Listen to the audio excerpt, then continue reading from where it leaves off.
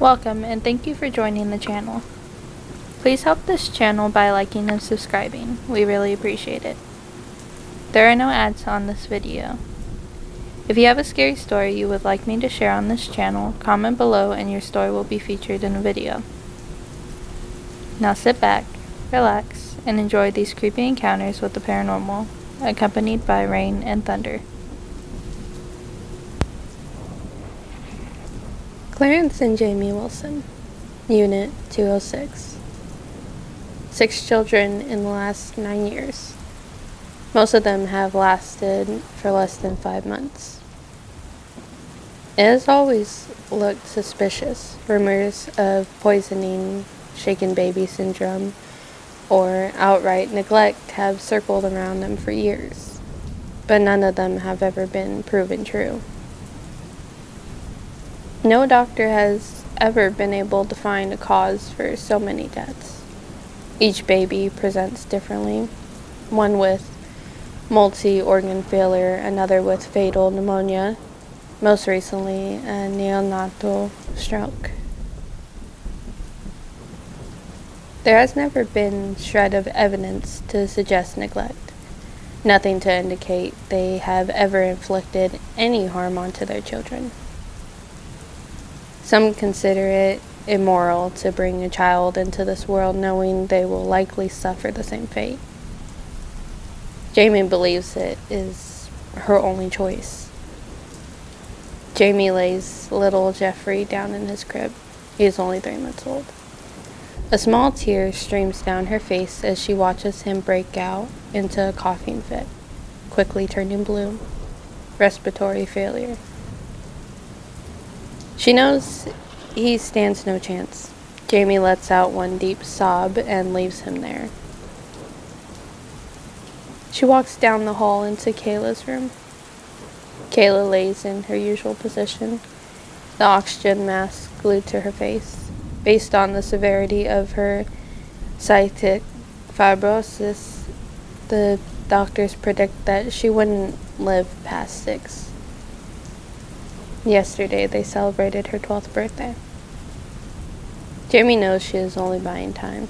How many souls are worth the life of one child?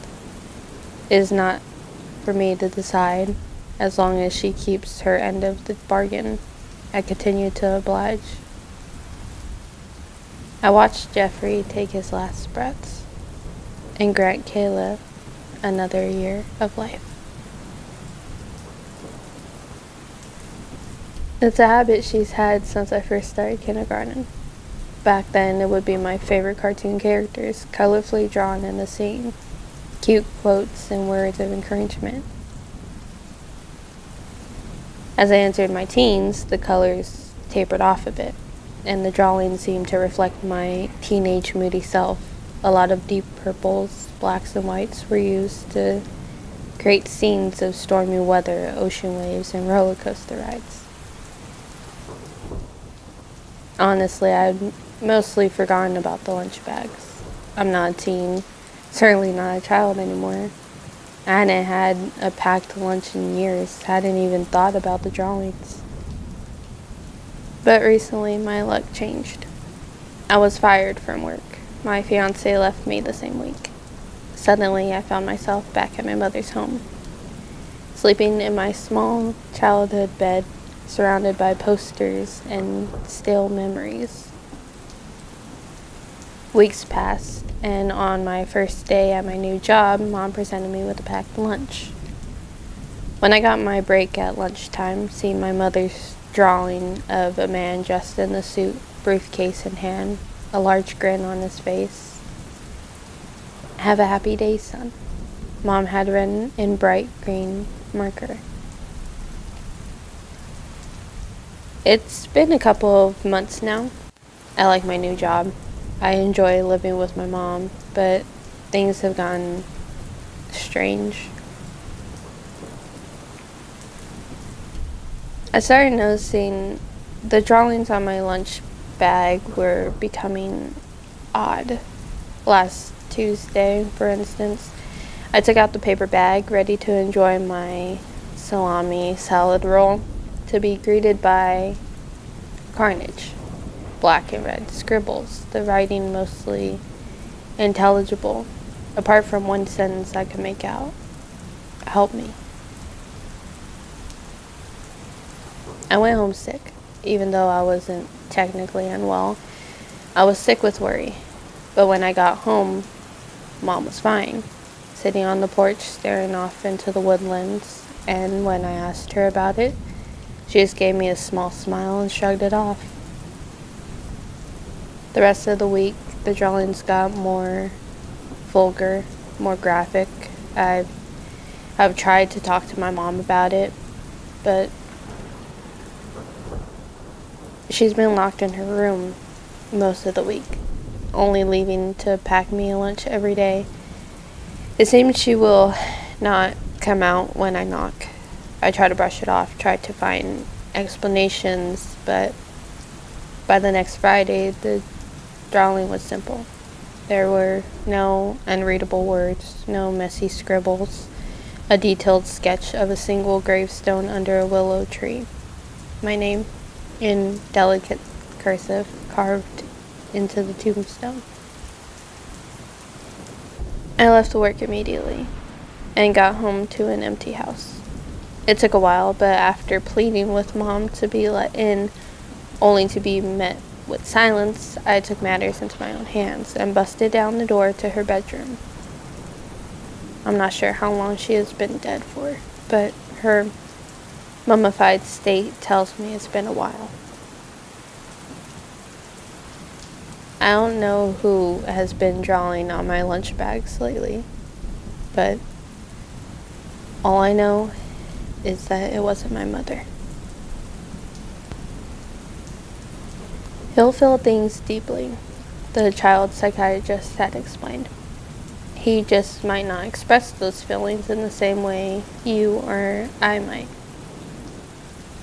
Those early years had been hard. For the longest time, Lewis was mute. He liked building blocks like the turtles. After he talked to another boy for the first time about their matching Michelangelo rucksacks, I cried for a week. Generally, the kids at school were cruel. They call him weird. A psycho because he was quiet and nerving, despite that he loved school, loved life. He had an unquenchable curiosity for people and animals, which even I'd misunderstood intentionally. I'd found him once, cradling a dead bird, and to my great shame, I assumed the worst. "What have you done?" I hissed. "It hit the window," he said calmly. "I can't help it." I'd cried so much that night, I felt just as weak as everyone else, just as biased. He was so pure. "Life is precious," he'd say. Then one day, he finally made friends. They were all misfits like Lewis. It's awful, but for a time, I followed the 5 of them to make sure their intentions were good. And they were. They even had a code. They waved hello and goodbye with 4 fingers. "What does it mean?" I asked. 4 blue cars," he replied. They called their little friendship group the OCS, the Order and Chaos Society. According to Lewis, it was about finding the order in chaos and vice versa. Seeing 4 blue cars in a line was, for some unknown reason, considered the holy grail of unlikely things to happen. They'd even joke about it. But then one day, he'd gotten from school and rushed upstairs, spending the whole night at his PC. We always talked these moments, though. We always talked it through. But this time he was resistant. Sensing he was becoming frustrated, I suggested he text me. Changing the format of how we communicated sometimes helped. 4 blue cars, he replied. That was it. But over the next few days, stuff started going missing. The head torch I walked dogs with, some canned foods, a thing of gas, an entire shelf of camping gear, as well as some hunting knives. Then one afternoon, my phone buzzed. It was Lewis. Can't come back for a while. It read. Check the news. I turned on the TV. 4 teenage boys are reported to have died in a fire at a property in one of the town's most affluent suburbs. Surface claims that the boys were planning to carry out a mass shooting at their high school. I felt my stomach turn. Did you do this? I texted. No, he replied. But they're gone. I went to stop them. Was gonna burn everything, but The 3 dots appeared for what felt like an eternity. Couldn't do anything. I left my bag there, Mom. I'm done for. It's okay, I replied, holding his rucksack in my gasoline-stained fingers. Come home. We'll work this out together.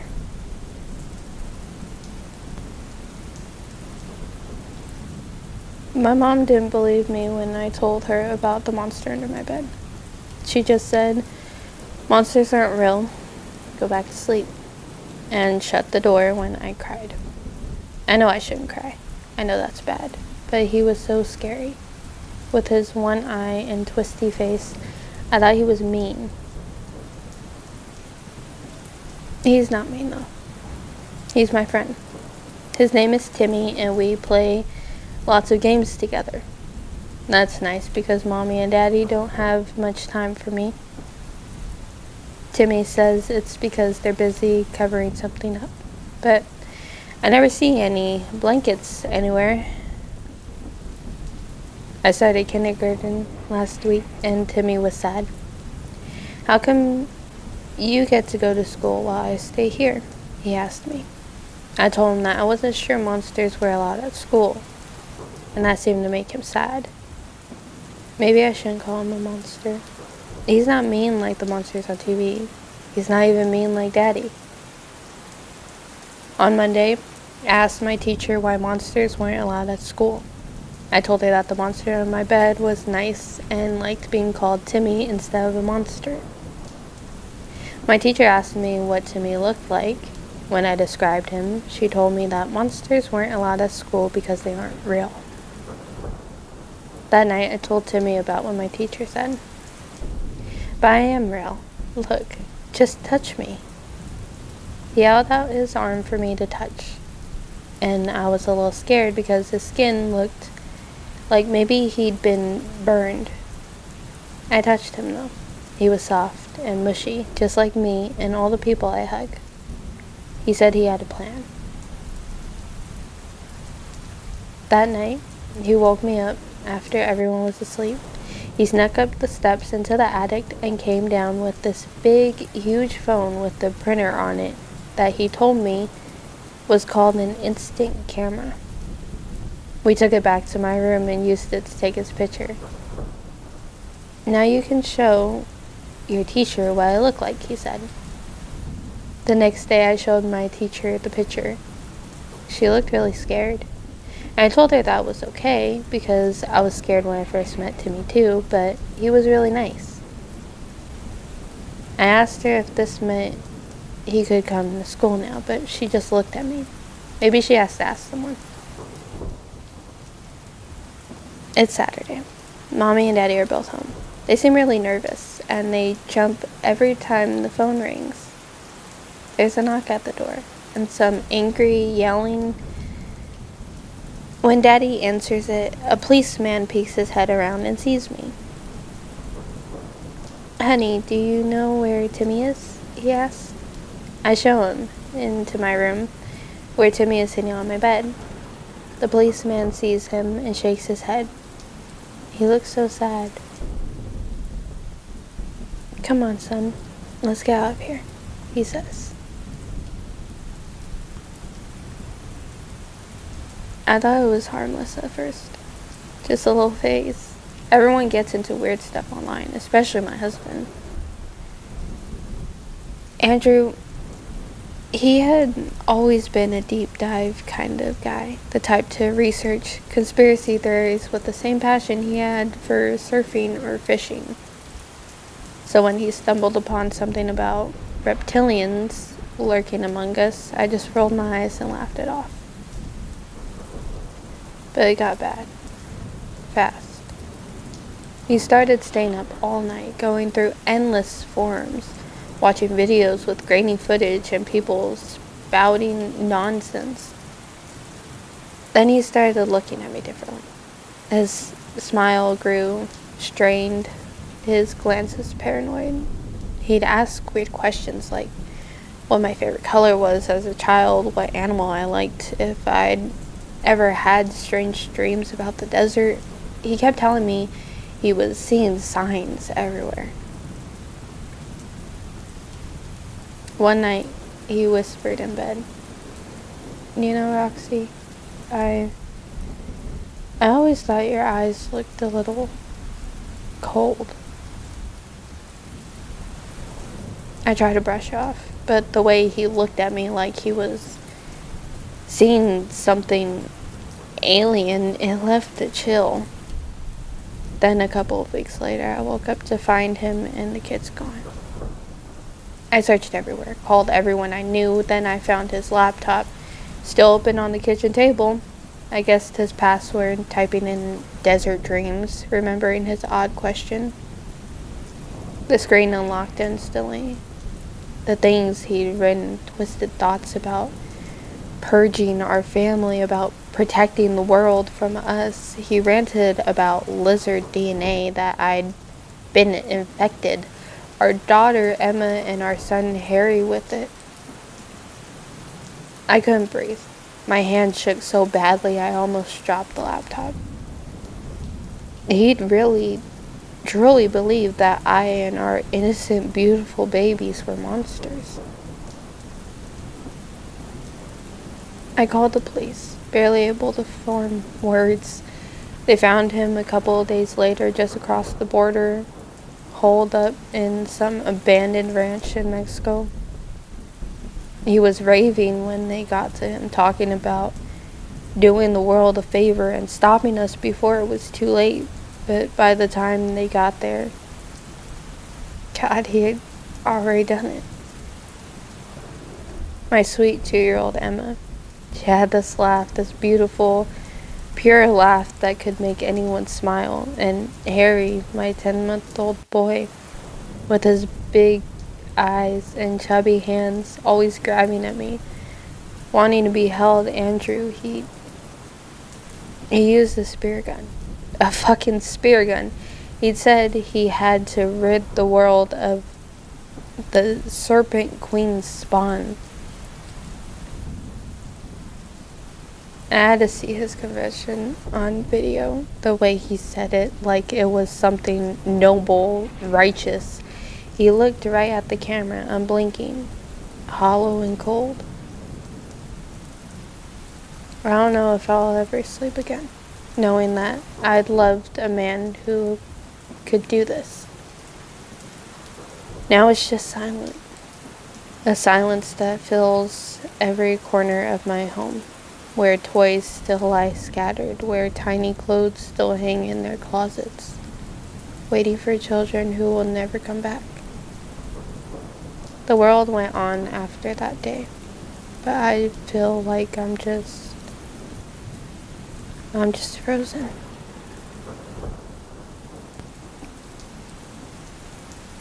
I woke up covered in something wet, sticky, and warm. And when I sat up, I realized it was my husband. Noah's brains were leaking from his ears, sharp red lines carving jagged paths down his face, soaking the sheets.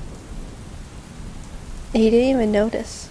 His eyes flickered open, a sleepy smile curling on his lips that were slick red. I screamed, but he was slow to react, jumping up, staggering, and then dropping to his knees when he lifted his head. Noah blinked at me like he suddenly couldn't see or recognize me. Stella? His voice was a slurred whimper. I found his hands and squeezed them tightly. Fuck, he let out a sharp breath. My head, it's burning.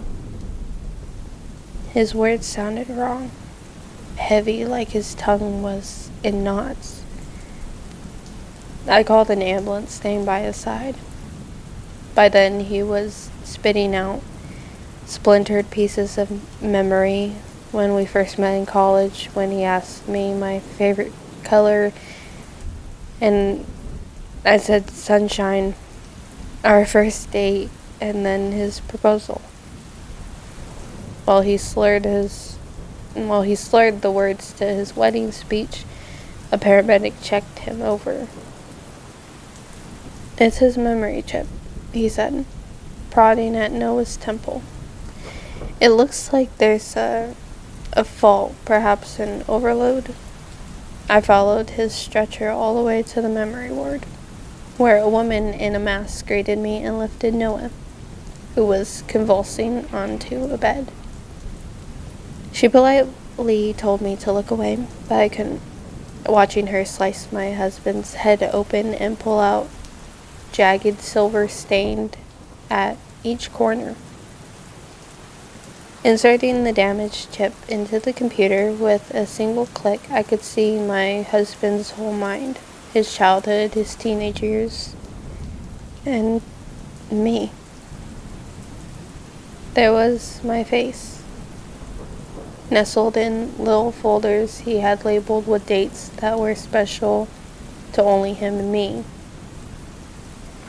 The nurse explained what she was looking for, a fault that should show up red, but I was transfixed by the countless memories with my face. So many core moments I was part of. I was crying, squeezing his hand when the nurse stopped scrolling, and an entire section of memories lit up bright red.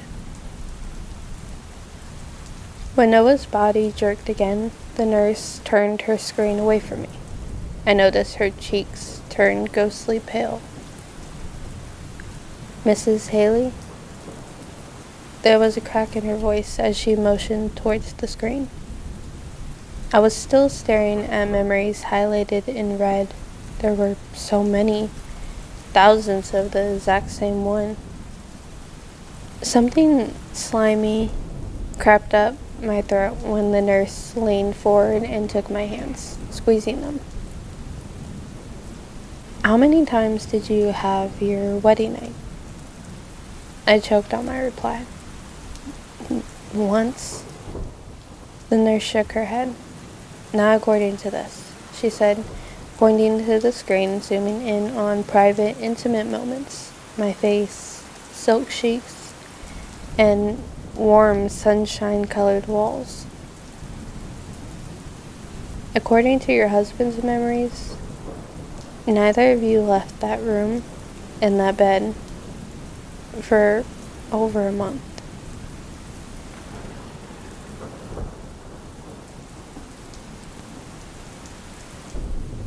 I almost couldn't believe it.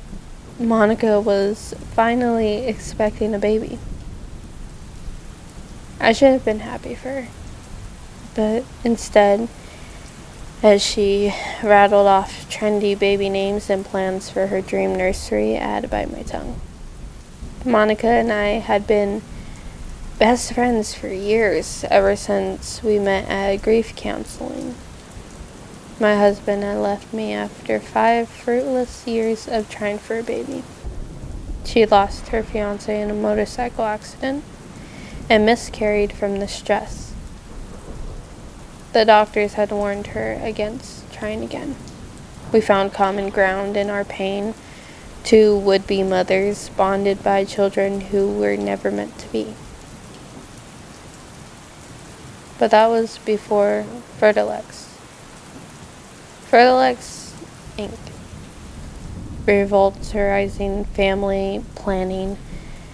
Their fertility clinics guaranteed delivery of a healthy baby, even for women who were told that they could never conceive, with no risk. When news of their success spread across the country, it seemed like a dream come true. But there was only one problem. They catered to the rich. A Fertilex treatment cost more than I earned in a year. When Monica told me over coffee that she had made an appointment, I was sure she was joking. How? I chuckled incredulously. Did you win the lottery? She just smiled and flashed her engagement ring, a gleaming rock the size of an almond. My new man. I don't want to brag, but he's loaded. She sipped her latte, and he wants this little miracle as much as I do.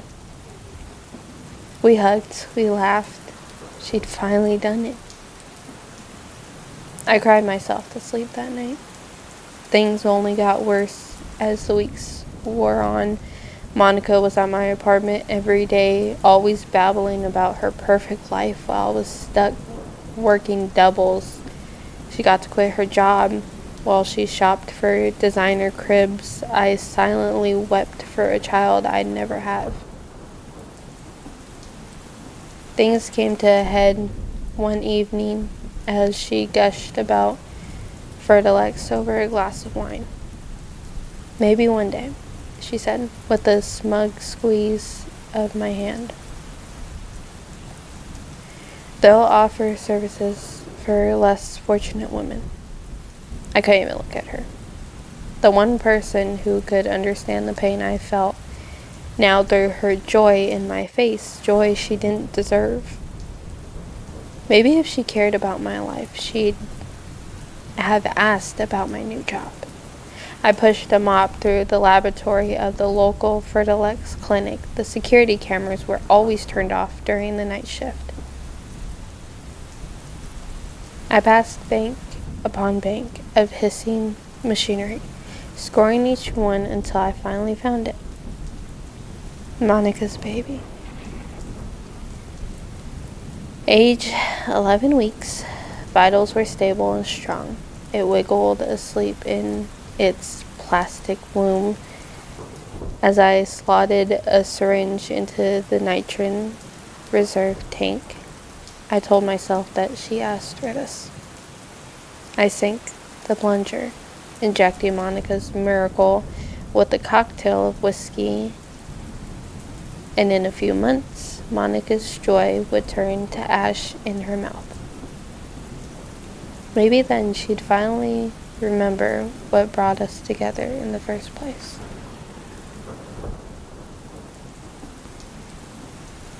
I'm a saint.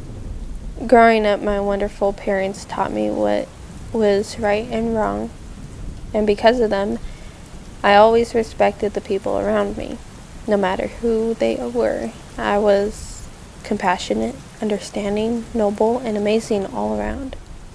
I also had a carefree, polite, and charismatic personality. I committed to volunteering work, helping out throughout my neighborhood, and rescuing others during any dire situation. My actions were so great that I ended up in the newspaper. I earned the nickname Mr. Sunshine, and almost the entire town adores me. I always responded to their praise and love with a wide, joyful smile. So, when missing person posters of 11-year-old Isabel Lang started to appear, I knew I had a duty to fulfill. I joined and established various search parties to find Isabel. But unfortunately, we ended up empty every time. We searched through multiple locations, and police interrogated many possible suspects, but nothing was found that could lead up to what happened to Isabel. It was almost as if she disappeared without a trace. I didn't lose hope, though, and made sure nobody else did. I knew Isabel was out there. I just knew it. I checked her parents occasionally, ensuring they believed their little girl would be found. I sat and had tea with them. My smile always made them feel reassured and relaxed.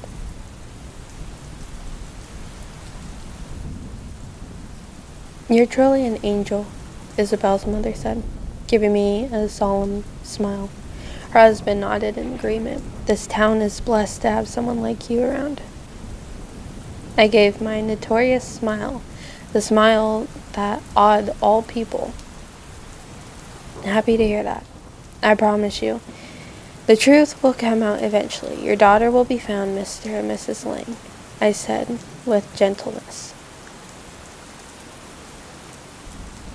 I stayed and chat with them for another 2 hours before departing from the house. As I returned home, I took a few minutes to relax before I prepared myself for my favorite part of the night. Armed with a dozen nails and a hammer, I whistled a happy tune as I made my way down to the basement. When I reached the bottom, my lips curled into a smile as I stared at the young man strapped to the metal bed. It was time for another chat. "So, Travis, do you feel like talking now?" I asked, standing over him. After I finished the question, Travis started to squirm. His eyes were wild and fearful. "Oh, come on, Travis. Lighten up," I laughed. He shook his head repeatedly, and tears started to form. "That's all right. Once I'm done with him for today, he'll feel better." I did my little private investigation, and that's how I found my friend, Travis. He'll tell the truth eventually. Maybe not today, but hopefully someday. I let out my notorious, wide, joyful smile, the smile that awed all people unlike Travis. He'd become more afraid as I became more excited about all the fun we would have. Like I said, I am a saint.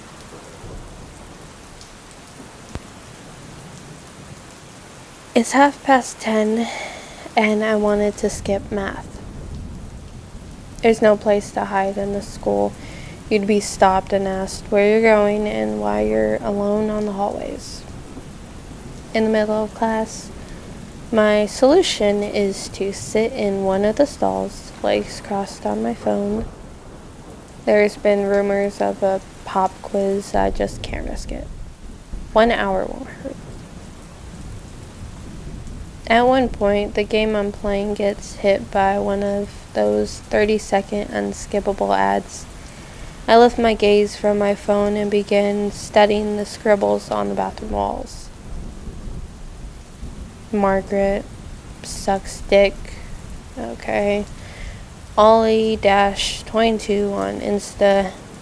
We really don't care. Didn't ask. Past geometry.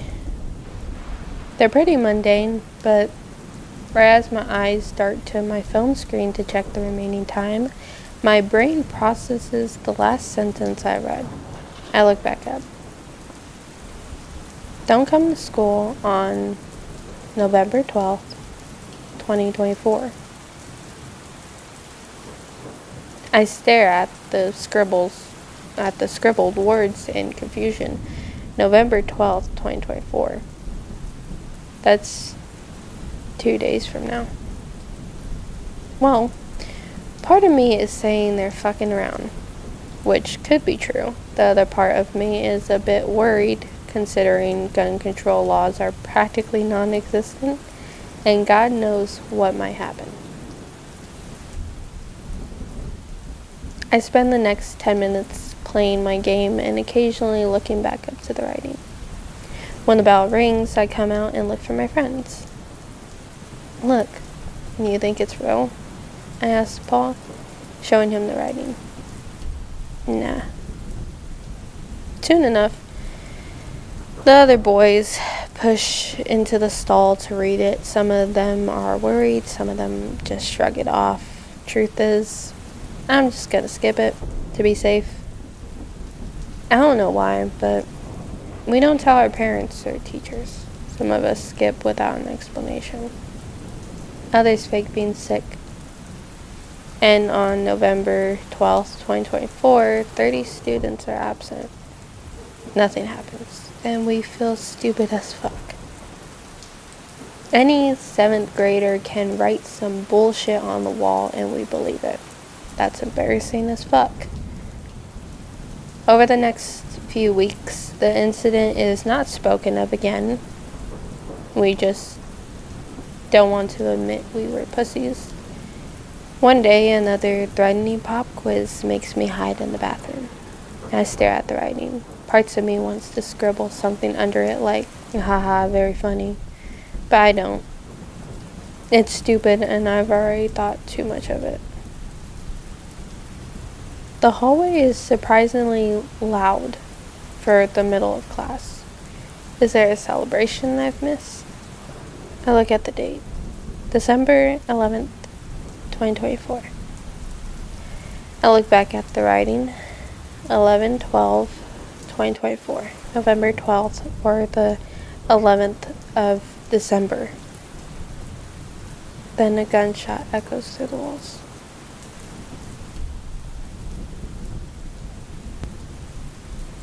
Sunlight from the window above the sink blinded me as the dish rag serving as my blindfold ripped off.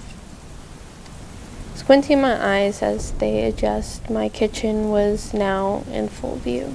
My wife, Mary, sat blindfolded in one of our dining chairs across the kitchen, a duct-taped gag snuggling fit on her mouth. A heavy-set man looked down at me with one finger pressed to his lips in a universal sign for quiet. I furrowed my brow in confusion while he crossed the sunlit kitchen, a gun's grip poked out from the back of the waistband of his dark gray jeans. Reaching behind Mary's head, he pulled open the loose knot of her blindfold. Instinctively, Mary's face shrank away from the bright kitchen. She blinked, trying to regain her focus on her surroundings. Her eyes darted wildly as she surveyed the kitchen and the heavy-set guest. Panic began forming on her thin, pale face. The heavy-set man gestured at both of us and spoke. Now that you two lovebirds are awake, we can get on with it. He leaned down into Mary's vision. You see here, Mary, your husband here, he pointed back in my direction, has paid me to kill you. Mary's darting eyes focused in on me. Yes, your dear husband here. He paused in a brief thought. Well, he wants you disposed of, I should say. Interjecting, I spoke. Hey, we had a deal. I tried not to look at Mary, but couldn't help it. Her panic-stricken face had turned to that of total dismay, of complete betrayal. That's where you're wrong, friend. You paid me to kill your wife, not how you wanted me to kill her. My wife tried speaking through her gag. Although stifled, it was easy to see she was pleading, begging. He continued. And you see, well, he let out a long sigh. Doesn't she deserve to know? My mouth hung open, at a loss for words. Removing the gun from his waistband, Mary began to scream. Thrashing violently in the chair, the gunman placed his free hand on the backrest, steadying it. Now, Mary, we aren't quite finished. I mean, you will die. but I will give you a chance to briefly address your husband, let's say." His voice trailed while he pondered. 3 seconds. Gripping the duct tape, he ripped the gag off Mary's face. 1. "Gary, why did you 2. "Do this. I loved you, and I still love you." 3. My ears rang and panic flooded into my chest as adrenaline surged through me. I sucked in short breaths and began to hyperventilate, lungs burning with air hunger. I stammered out what I could. The gunman mocked me. What, Gary? Congratulations, your wife's fucking dead." He crossed the kitchen back to me and lamely tossed the still smoking gun into my lap. "If I were you, Gary," he leaned down close to my face, "well, I would kill myself."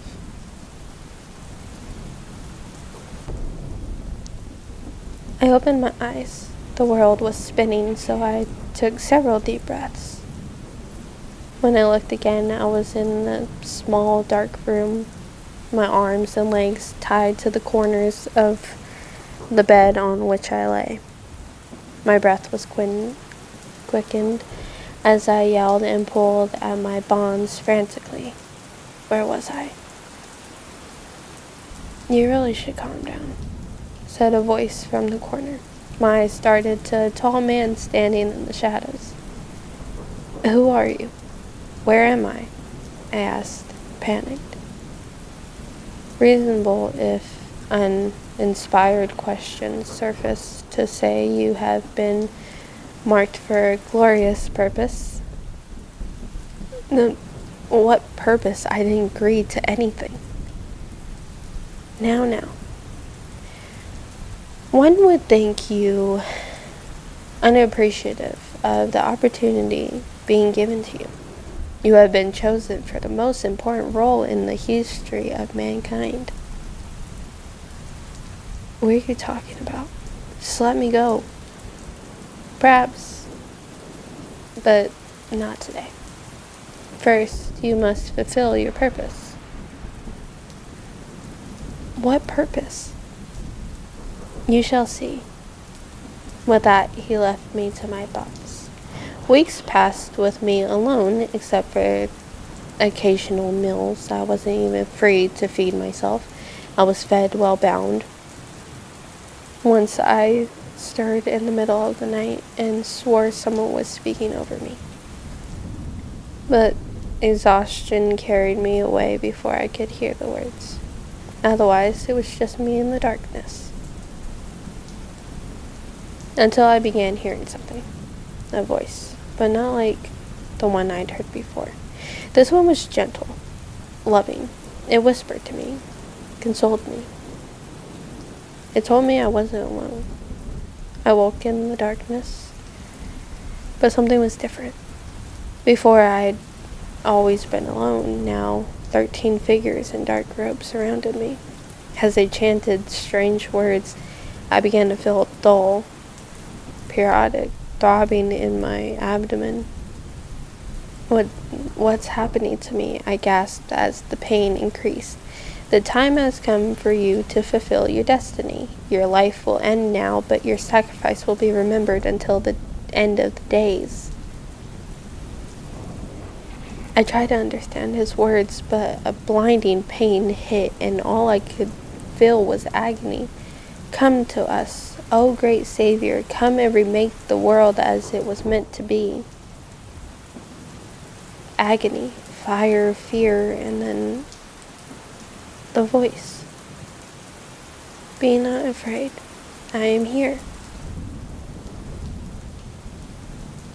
And then all hell broke loose. The man next to me liquefied, face reflecting his shock as his body melted. The next one flew backwards to be impaled on a spike that wasn't there before. The next lifted into the air and just disappeared. The next caught fire instantly, screaming as he burned to ash. On and on, until only the leader remained. "Why have you done this, my lord?" he asked, shaking with fear. "What have we done wrong?" And then his head just caved in. His body, topped by a bloody stump, fell to the floor. A sense of calm came over me, and the voice appeared again, saying the word that told me everything would be alright. "Mama."